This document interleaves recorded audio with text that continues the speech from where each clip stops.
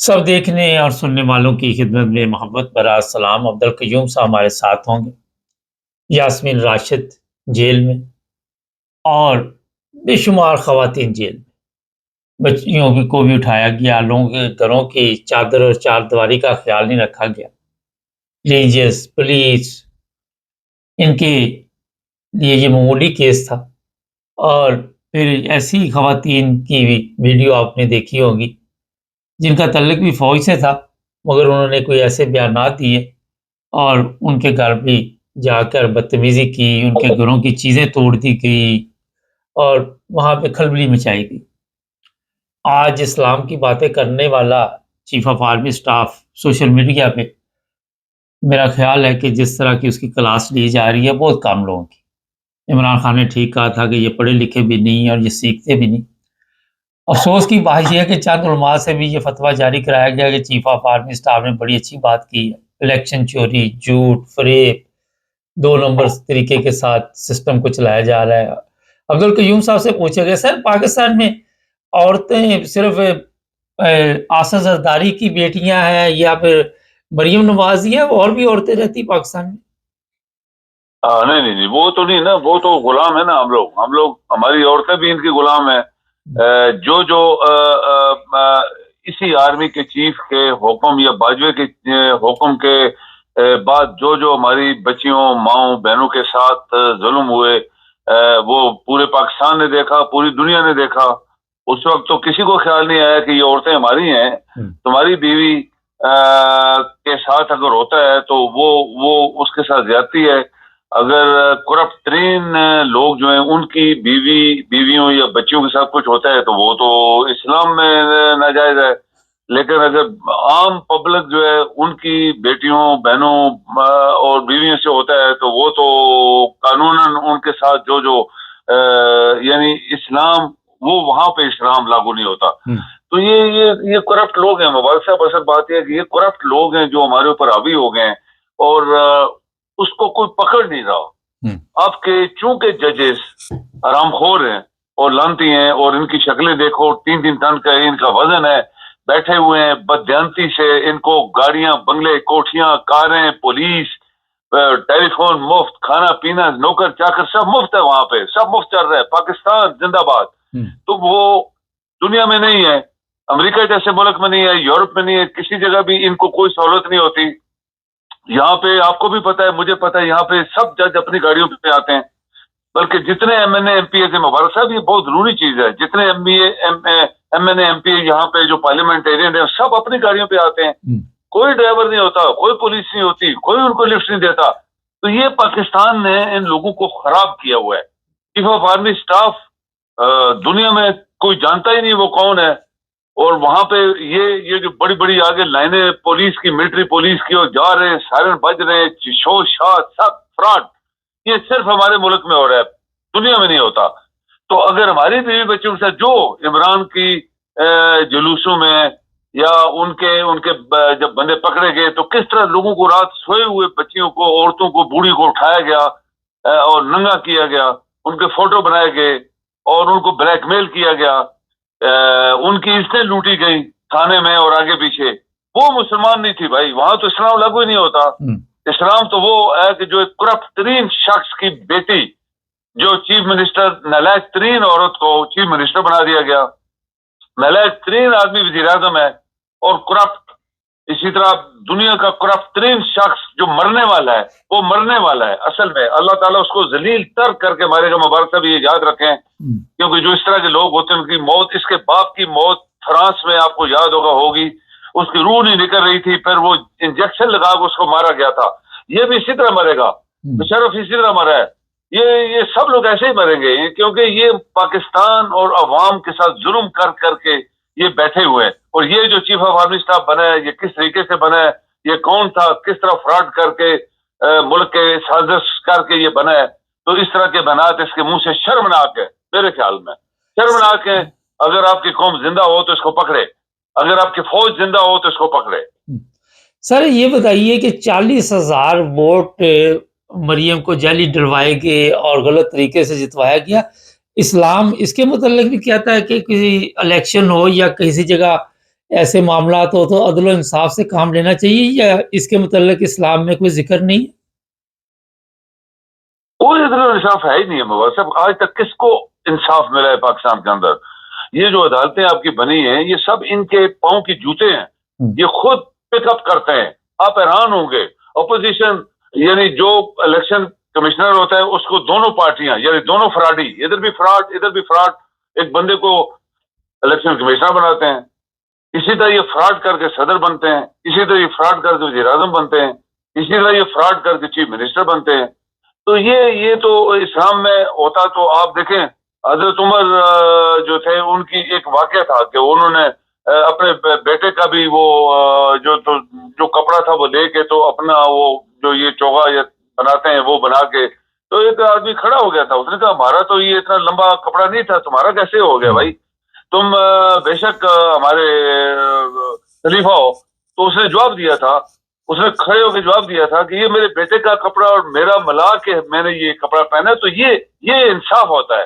انصاف پاکستان میں کدھر انصاف ہے مالک صاحب؟ 76 سال 77 سال کسی بندے کو انصاف تو ملا نہیں. غریبوں کو تو ویسے پکڑ لیتے ہیں اور اندر کر دیتے ہیں ساری زندگی کے لیے. تم نے ادھر نماز کیوں پڑھی، تم نے یہ کیوں کیا، تم نے گاڑی کا غلط پار کی، سب اندر. اور باقی اپنے جو ہیں یہ سب فراڈ. گورنمنٹ کی گاڑیاں، گورنمنٹ کے گھر، گورنمنٹ کے نوکر، گورنمنٹ کی پولیس، گورنمنٹ کا پیٹرول، گورنمنٹ کی ٹیلی فونز، ہر چیز گورنمنٹ کی، کھانا پینا گورنمنٹ کا. پھر پاکستان کیسے چلتا یا پاکستان کیسے چلے گا جبکہ دنیا کا رام خور شخص آپ کا صدر ہے؟ دنیا کا رام خور، دنیا کا رام خور یہ جو مسلم لیگ لیگی ہے ان کا ایک گینگ ہے، گینگز دونوں نے گینگ بنائے ہیں اور قاتل ان کے ساتھ ملے ہوئے ہیں کراچی کے. تو مبارک صاحب یہ اللہ کی لعنت ہے ان کے اوپر. جب اللہ کی لعنت پڑ جاتی ہے ان کو سچائی، ان کو انصاف، ان کو صفائی نظر ہی نہیں آتی. وہ اللہ کی لعنت ہوتی ہے. اللہ تعالیٰ ان کو نظر نہیں آنے دیتا کہ تم انصاف کر سکو. چونکہ جو کچھ انہوں نے کیا پاکستان کے ساتھ، عوام کے ساتھ، ہماری بچی عورتوں بوڑھے کے ساتھ مارا ہے، ان کو مارا ہے وہاں پہ اسلام آباد کے اندر. اور ان کی عزتیں لوٹی گئی ہیں، جیلوں میں گھسیٹا گیا ان کو. کئی سال 2 سال ان کو جیلوں میں رکھا بغیر قصور کے، اور ان کی عزتیں وہاں لوٹتے رہے یہ جو پولیس والے.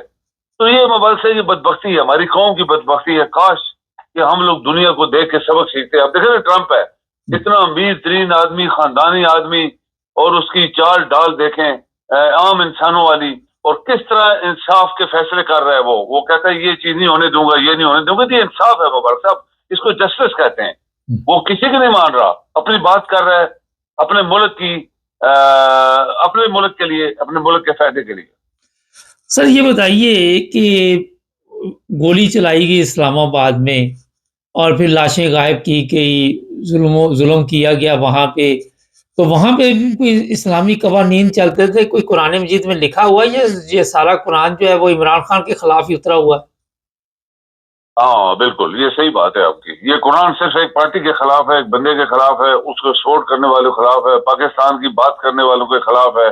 یہ قرآن کریم کو یعنی اتنی بڑی توہین ہے قرآن کریم کی، اور اللہ تعالیٰ کی توہین ہے کہ جس نے وہ نازل کیا، اور جس نے ہمیں بتایا کہ انصاف کیا ہوتا ہے اور کیا تم نے کرنا ہے. غلط تم نے انصاف کے لیے اسلام میں قرآن کریم میں بے شمار جگہ ذکر کیا گیا.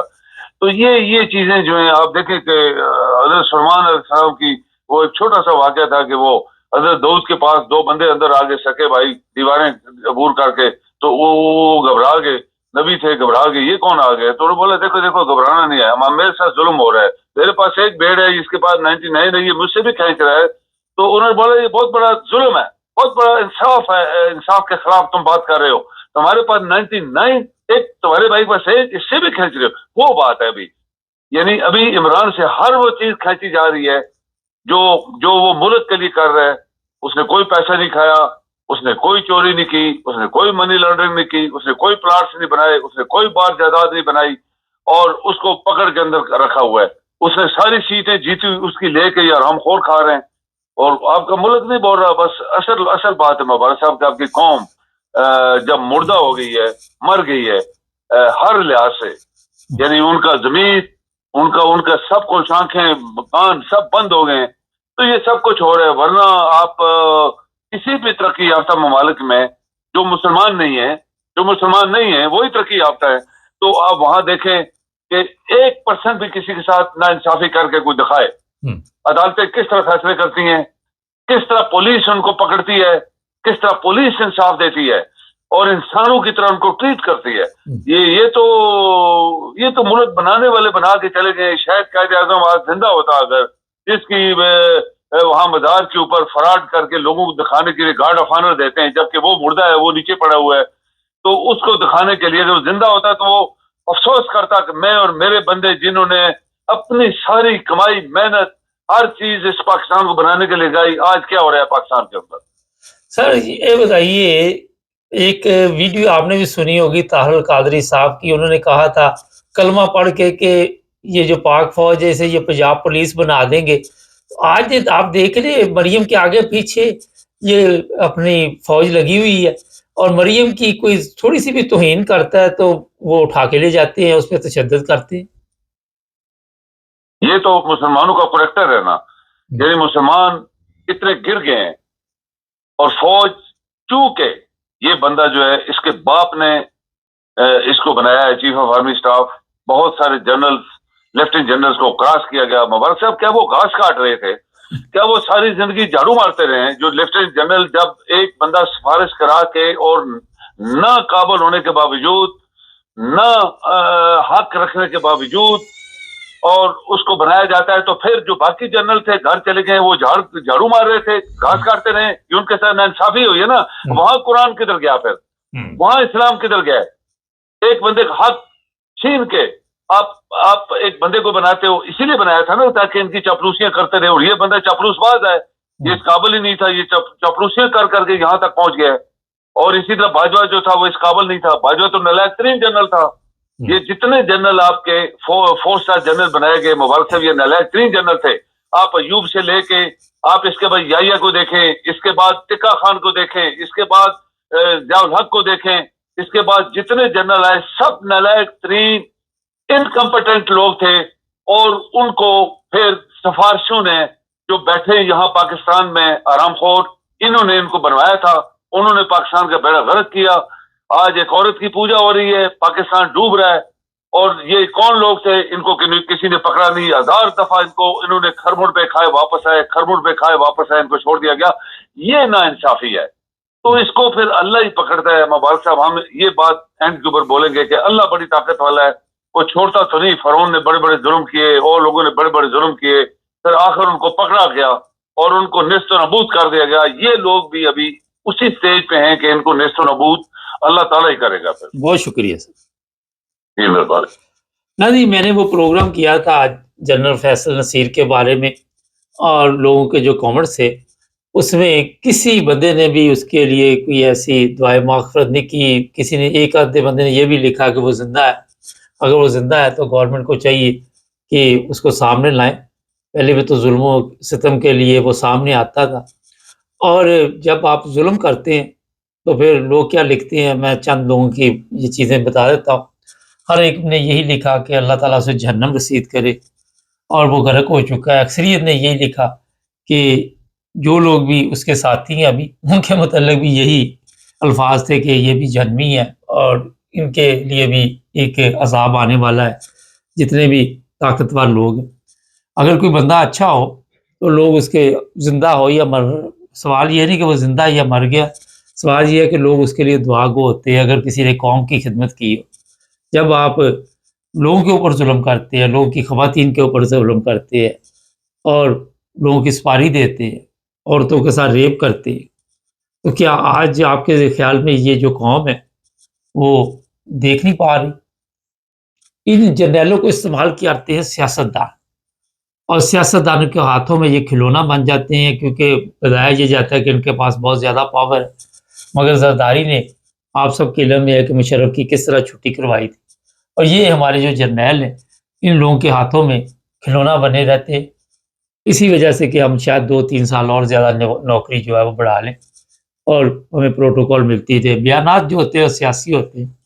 خارجیوں نے حملہ کر دیا اور ہماری فوج نے ڈٹ کر مقابلہ کیا, بعد میں 20 ہمارے اڑ گئے اور 5-10 خارجی مارے گئے. بڑی ہماری جی قربانیاں دی جا رہی ہیں فوج کی.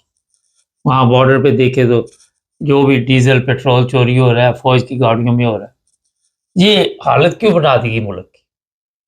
کلمہ پڑھ کے جو بات کی تھی طاہر القادری صاحب نے، آج پنجاب پولیس سے بھی بدتر حالت ہو چکی ہے پاک فوج کی یا جرنیلوں کی۔